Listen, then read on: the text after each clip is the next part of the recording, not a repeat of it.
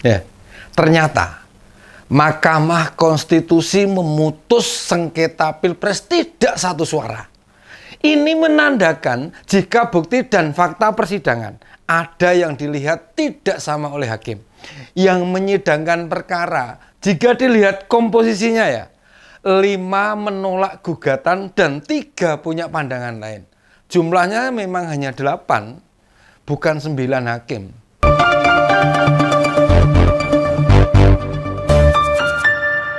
Sejak pemilu presiden dan wakil presiden tahun 2004, 2009, 2014, dan 2019 tak pernah ditemukan pemerintahan yang turut campur dan cawe-cawe dalam pemilihan presiden dan wakil presiden. Akan tetapi pada pemilihan presiden dan wakil presiden tahun 2024 terjadi hiruk pikuk dan kegaduhan yang disebabkan secara terang-terangan. Presiden dan aparaturnya bersifat tidak netral, bahkan mendukung pasangan calon presiden tertentu. Apa yang dilakukan presiden seolah-olah mencoba menyuburkan spirit politik dinasti yang dibungkus oleh virus nepotisme sempit yang berpotensi mengancam tata nilai demokrasi ke depan. Sebab Pak Anwar Usman tidak terlibat dalam persidangan maupun pengambilan keputusan. Mengapa begitu? Sebab Pak Anwar itu punya pertalian keluarga dengan yang berperkara, alias Mas Gibran, kan masih keponakan Pak Anwar. Standar dilarangnya keterlibatan hakim dengan pertalian keluarga berlaku internasional, tidak hanya di Indonesia saja.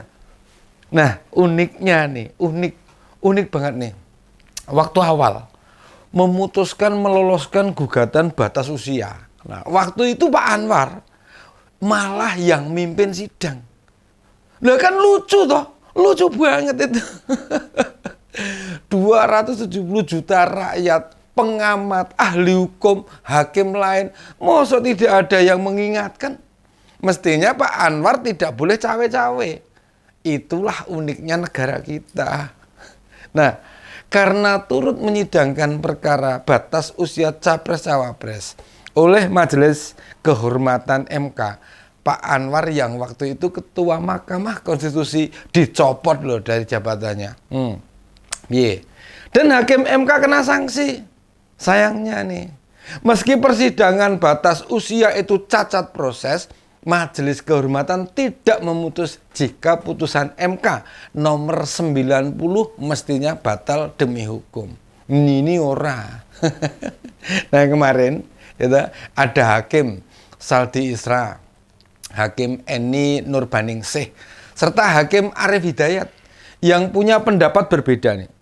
Secara garis besar, ketiganya menilai atau memberi catatan jika memang perlu dilakukan pemungutan suara ulang. Nah, coba kita lihat pandangan mereka dengan versi singkatnya.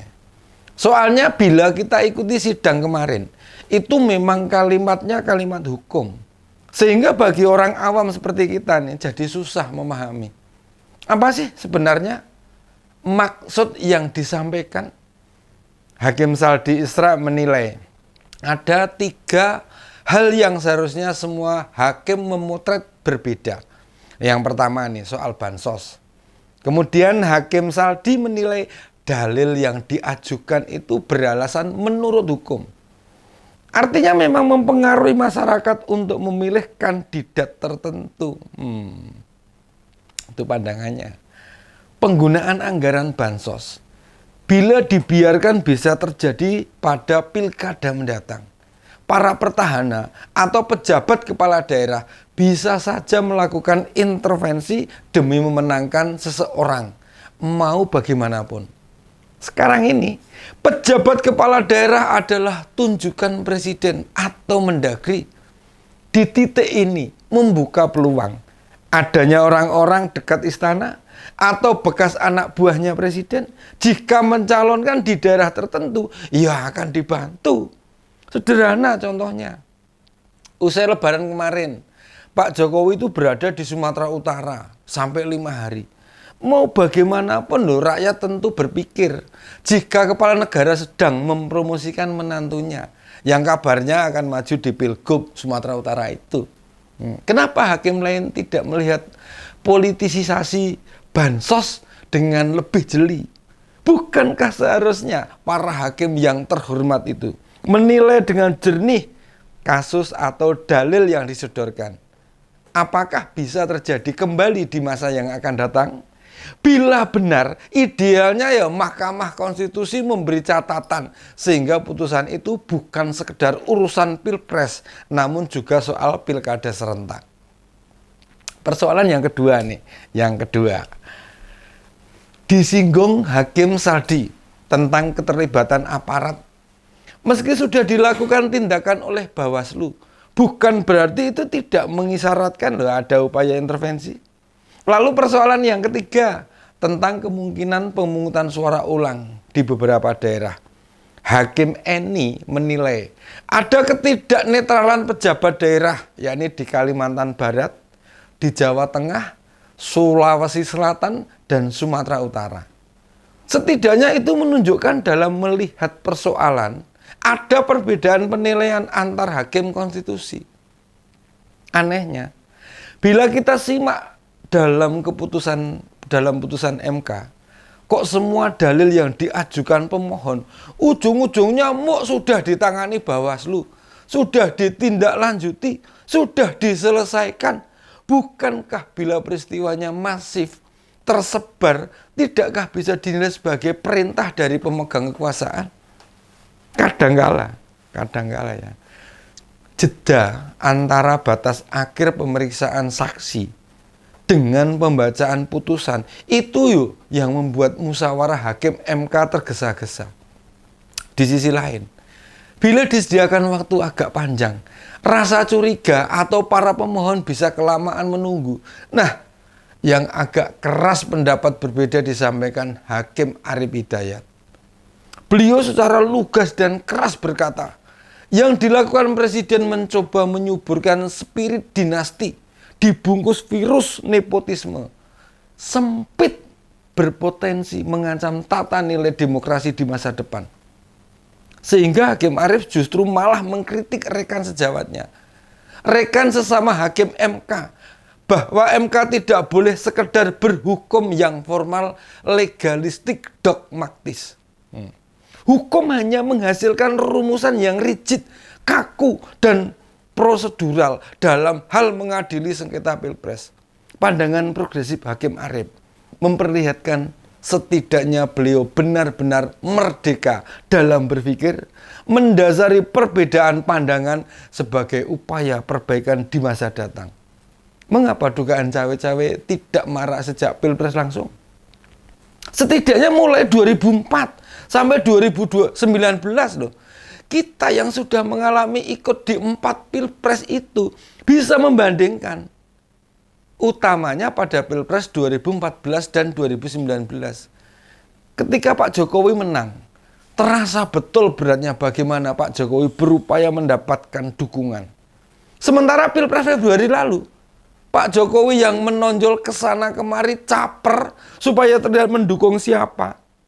Bila ada yang berkomentar, buktinya yang milih banyak itu memang mayoritas suara milenial. Pemilih muda yang tidak tahu siapa Prabowo dan apa kemampuan Gibran. Para pemilih milenial hanya ngerti Prabowo mentan, ketua umum Gerindra, kalah 2 kali pilpres, itu saja. Anak-anak milenial kan nggak tahu, dulu pernah terlibat penculikan, pernah dicopot pangkatnya, sudah cerai dengan istrinya, pernah jadi menantu Soeharto, dan masih banyak lagi. Nah, kembali ke soal putusan MK. Banyak yang kecewa atas keputusan MK. Ini bukan perkara menang kalah, tapi apa yang dihadirkan selama persidangan. Ternyata hanya sebatas dilihat peristiwa atau kejadian semata. Para hakim MK tidak mengulik apa yang mendasari peristiwa itu terjadi. Misalnya nih, bila ada kasus yang disodorkan terjadi penggalangan dukungan oleh ASN dan terus hadirkan pimpinannya. Ternyata runtutannya peristiwa yang juga penting, Hakim MK mestinya punya kemampuan loh menguak motif atau latar belakang mengapa ASN berani menerabas aturan. Nah, yang terjadi kemarin di MK malah mereka yang menilai sudah diambil tindakan atau belum oleh Bawaslu atau Gakumdu. Jadi MK kok terkesan hanya menilai gimana kerjaan Bawaslu, KPU sudah berjalan atau belum. Remuk ndak remuk, tenan.